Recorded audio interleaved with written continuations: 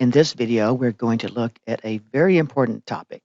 We're going to bring in pointers and associate them with struct types. So this is going to be something new. It'll be something really important as we work our way up eventually to object-oriented techniques. So let's use the same example program that I've used a couple of times already. So this is the student record example. And it is the same as before. We have these functions that we can use to enter data and to compute the grade and to print out the record. We have already declared Alice and Bob as two variables of type student. And now let's look at how we can make pointers. Pointers to student record. Well, the syntax that we use is going to be the same as always.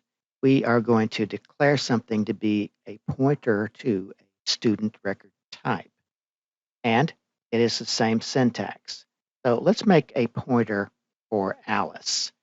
And it will be a student record. That is the type. We use the asterisk to represent a pointer. And let's name the pointer PTR_Alice. All right, so this just declared the pointer. It didn't initialize it.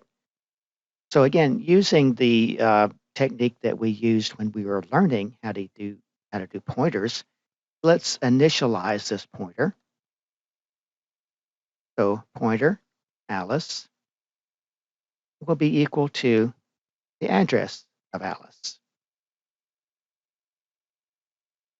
Okay, so that is the same technique we've used before. The only difference here is that Alice is a type student record instead of being an ordinary type, like an integer or a float. Now, given we have this pointer to Alice, then let's enter the student data for Alice. Alrighty, well, we have a couple of options for that. We have two functions. We have enter data by value, and we have enter data by reference. Now, the examples I'm going to show will involve both of these techniques. So first of all, let's enter student data for Alice, and let's use it by value. Now, notice the syntax here. When you call a function by value, then it returns something, and if you want to remember or catch what it returns, you have to have an assignment statement. This is a very common mistake. So we will do pointer Alice. Now this time we're dereferencing it. Okay, so the thing the pointer is pointing to, that's Alice, is equal to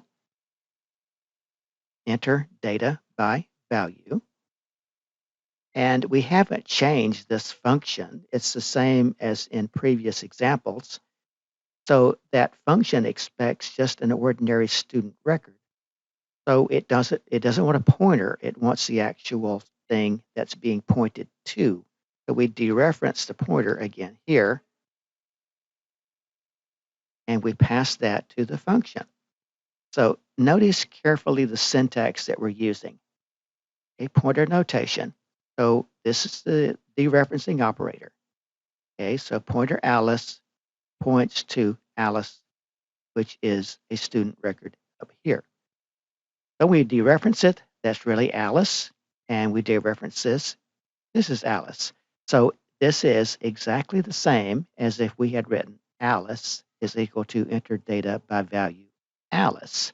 The result is the same. We have a function that will compute the grade for Alice. So using this pointer notation, let's compute her grade. If we look at the compute grade function, then you'll notice that it is a call by reference. So we do not need an assignment statement. Nothing is returned. So scrolling back up, compute grade for Alice, we simply need to call the function. Compute grade, and then in parentheses, dereference the pointer. semicolon. All right, now this dereferences the pointer to Alice, which points to Alice, and this is exactly as if we had written compute grade and just Alice. All right, now be sure you understand the difference here. We're using pointer notation, we're using a pointer, we dereference it, it points to Alice. Well, okay, it's pretty simple. You know, we didn't have to write a lot to do this. Now, let's print the data record for Alice. So we use this other function. And if you recall, when we print, we just do a call by value. Again, the function doesn't return anything, so we're not worried about getting some data back out of this function, printing the data. So we will do that right here. We will call print record, and we will use the dereferenced pointer, Alice. All right, now, before we go any further, let's pause and let's compile and run this program. And let's see how this works. So it is all done there. I will now build it.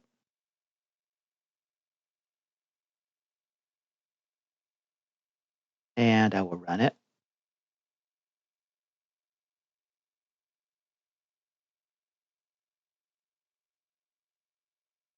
Student, okay, so we are now enter student data for Alice. We are in the function, enter first and last name. Okay, well, already. We had best enter Alice since her name is Alice. And I'll make up a name for her last name, date of birth. So let's make that February 23rd of 8. And you by now recognize that this is the function that we're using, prompt ourselves to enter data. Exam average 9, homework average 93. And after we have entered this information, we call function compute grade, which records the computes the grade for Alice. And then we call our print record function, which prints out all of the data for Alice, name, birth, day, and so on. All right, now I'm going to move this out of the way. So you can see the functions that we're using and that we did not change those functions at all. We called enter data by value or enter data by reference. Those functions are identical to what I use in the structures program and the array of structures program. We're just using pointer notation this time. Alrighty, well, I will stop the program and let's continue. There was quite a bit of extra stuff below the system pause. Now, this says, let's use call by reference to input data for Bob. So previously, we did the enter data by value for Alice. Let's use the other function, the call by reference or enter data by reference to get data for Bob. All right. And since we're using a call by reference, we do not need the assignment statement. Enter data by reference. And this function is also expecting just a regular student record. So we would need to send in Bob, but we want to use pointer notation. All right, so this would work. This works just fine, but it doesn't show you pointer notation. So let's create a pointer to Bob before we call that function. Okay, so pointer, I need to do student record here. A student record, star, pointer, Bob, and let's go ahead and set that to the address of Bob. Now we have, I don't like the asterisk over there, I like the asterisk here. Now, instead of calling the function with Bob, which I said works, let's change this to the pointer notation. So we dereference our pointer, and it does have to go in the right spot there. Pointer for Bob, dereference it, semicolon. Okay, so now this line is going to give us the same result. Let's call compute grade for Bob. We dereference this pointer, semicolon. So now compute grade will get what this pointer points to, which is just Bob himself. And then we'll print out Bob's information here. I already have the cout statement with 2 end lines, so that will skip some space. So we'll do print record, and we'll dereference the pointer, Bob, semicolon. Okay, now that takes care of Bob and Alice. In Alice's case, it's called by value, enter data by value. And for Bob, it is enter data by reference, but note the pointer notation in each case.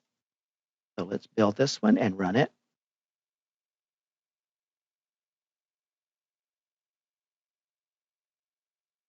We have to enter the data for Alice again.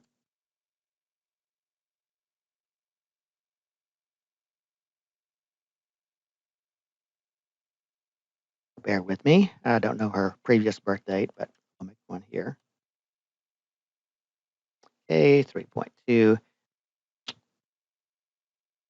Exam average, work average. And we call compute grade. So here you go. This is what we did before. Now we'll continue, and this will get us to Bob's information. Okay, so let's do Bob Jones, 5, 12, 8, grade point average, 9, Sam, 7, 5. And the homework average, so that's 1. And in the call by enter data by reference or call by reference, then you can see we call the functions to enter the data. We call the compute grade function to compute its grade, and we print out its data.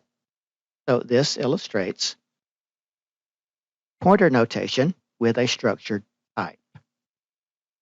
Now, the second part of this program, I am going to make that into a next video, and we will write a function that will handle pointers and add that to our list of functions that we have here to enter the data.